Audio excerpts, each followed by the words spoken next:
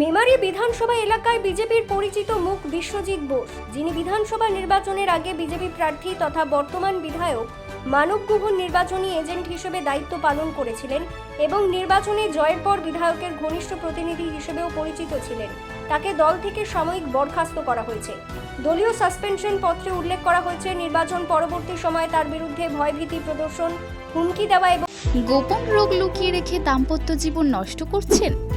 এখন আপনার এলাকাতেই রয়েছে আধুনিক ও বিশ্বস্ত চিকিৎসার ব্যবস্থা। মা তারা ক্লিনিক, ঠিকানা মেমারি তারকেশ্বর রোড, সুলতানপুর মোড়ের সন্নিকটে।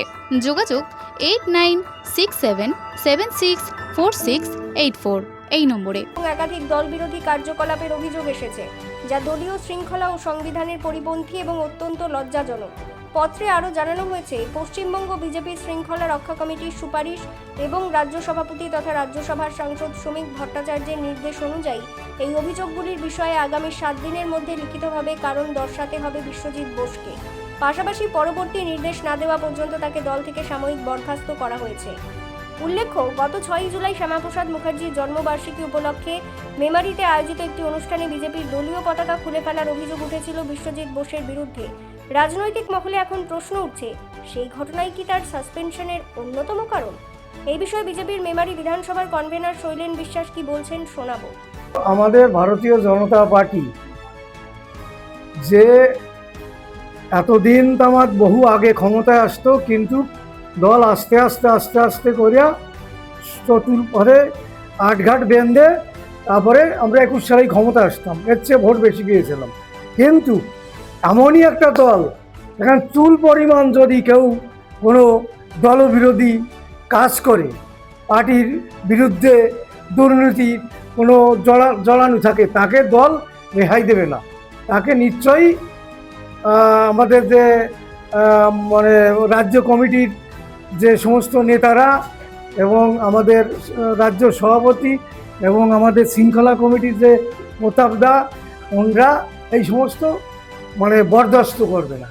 যাই কোনো দুর্নীতি কার্যকলাপ রাজ্য পেয়েছে, ওই জন্যই ওনাকে করেছে, নাহলে কী করে কেন করবে?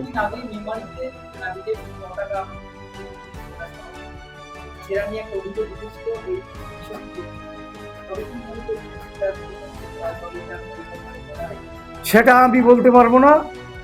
নিতেও পারে, যখন এরকম হয়েছে নিতেও পারে, কিন্তু আমি বলতে পারবো না যে ও ফেলে দেশে কি ও কি করেছে, সেটা আমি বলতে পারবো না। তবে এই যে ব্যাপারটা ঘটলো,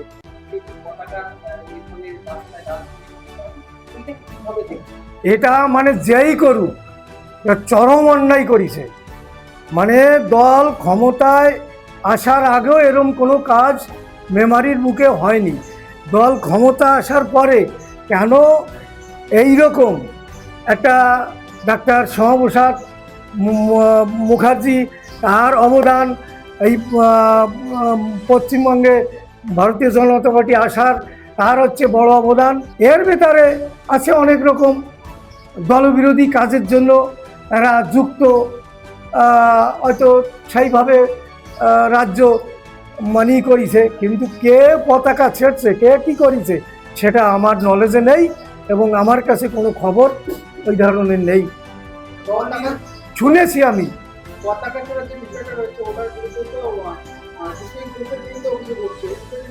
সে উঠতে পারে, কিন্তু আমার জানা নেই।